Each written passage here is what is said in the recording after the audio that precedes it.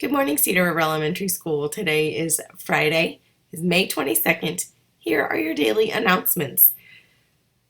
Yes, I have a little bit of a hoarse voice today. I'm fighting my allergies, guys. I'm fighting the allergies. Cottonwood and Scotch broom, they're my nemesis this time of year. And so even my little Alexa here doesn't recognize my voice when I ask her to turn off the lights. So my family's getting a good kick out of that.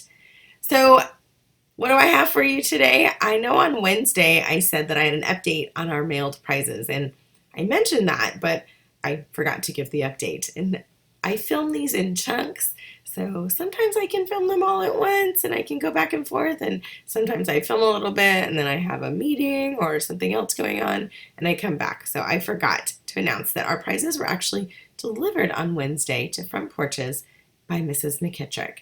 So she was our wonderful delivery woman last week or on Wednesday, and I am so thankful for her. So if you received a prize, send her a thank you. She would love to hear from you. It is the highlight of her day when she gets the opportunity to interact with families. So thank you to Mrs. McKittrick. On today's announcements, I have an update because my friend Emma asked me about my sweet potato. So I have a little bit of an update there. I have some information about Lunch Bunch, and again, a request and update from y'all about our challenge for next week. I have a guest reader today. I'm supposed to have a story from Mr. Gear, so I'm hoping that we'll be able to have that next Wednesday. And so I've had some technical difficulties transitioning that read aloud over to me. So today we have our favorite recess teacher, Miss LeBlanc. Today I am reading a book called The Salamander Room. This is one of my favorite books, and reading with us today is Randall. Now, Randall is a proud leopard gecko, but he looks a little bit like a salamander. So let's begin.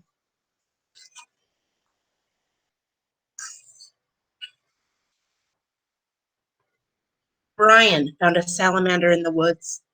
It was a little orange salamander that crawled through the dried leaves of the forest floor.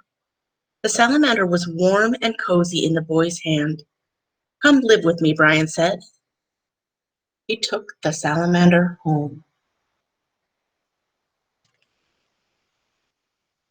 "Where will he sleep?" his mother asked. "I will make him a salamander bed to sleep in. I will cover him with leaves that are fresh and green, and bring moss that looks like little stars to be a pillow for his head. I will bring crickets to sing him to sleep, and bullfrogs to tell him good-night stories."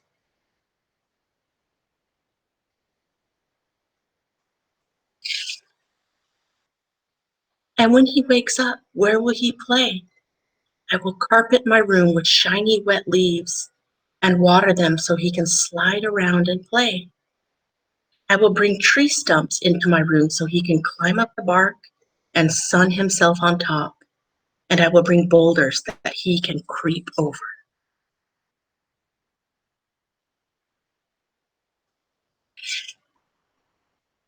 He will miss his friends in the forest.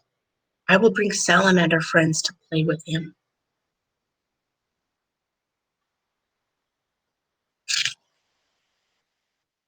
They will be hungry. How will you feed them? I will bring insects to live in my room, and every day I will catch some and feed the salamanders.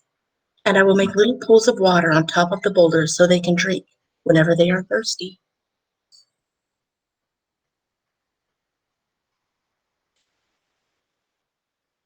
Insects will multiply, and soon there will be bugs and insects everywhere. I will find birds to eat the extra bugs and insects, and the bullfrogs will eat them too.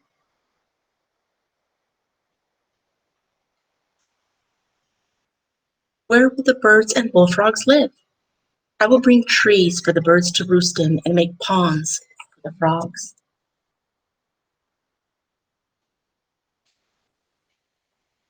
Birds need to fly. We can lift off the ceiling. They will sail out into the sky, but they will come back to my room when it is time for dinner because they will know that the biggest, juiciest insects are there.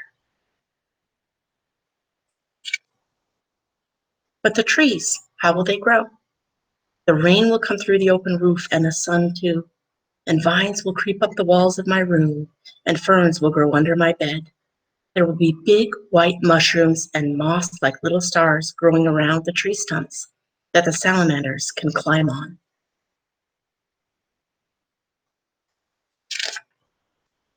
And you, where will you sleep? I will sleep on a bed under the stars, with the moon shining through the green leaves of the trees. Owls will hoot and crickets will sing. And next to me on the boulder, with its head resting on soft moss, the salamander will sleep.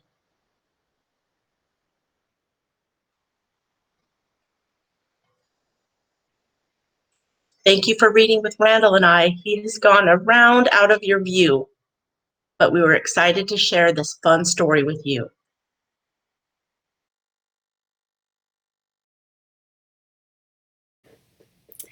Thank you to Mrs. LeBlanc for sharing her story, The Salamander Room by Ann Mazer.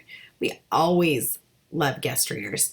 And, I was thinking yesterday about when I taught fifth grade and I would do read aloud. And sometimes throughout the year, I would give students an opportunity to be our guest reader and read some of the chapters from our read aloud.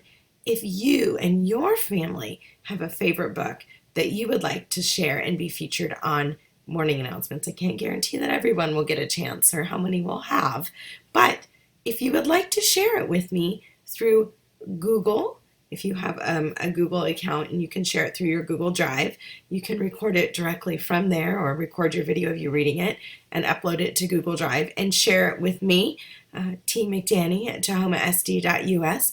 You might have the opportunity to have your favorite story with your family featured on our morning announcements. So that's something that I can throw out there. Maybe we'll get some students and their families who want to share their favorite book.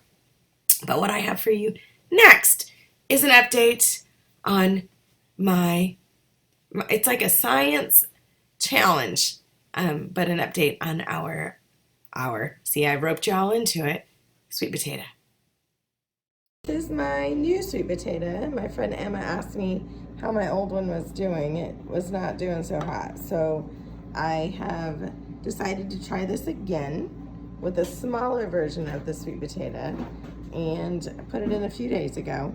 My daughter's has beautiful slips and leaves growing up out of it. So really hoping that the third time is the charm. This is Andy's sweet potato, my daughter, and hers has grown wonderfully. You can see the roots at the bottom and the slips are growing tall up the side. She's just about ready to plant it in some dirt. I'm pretty jealous. Let's hope mine grows.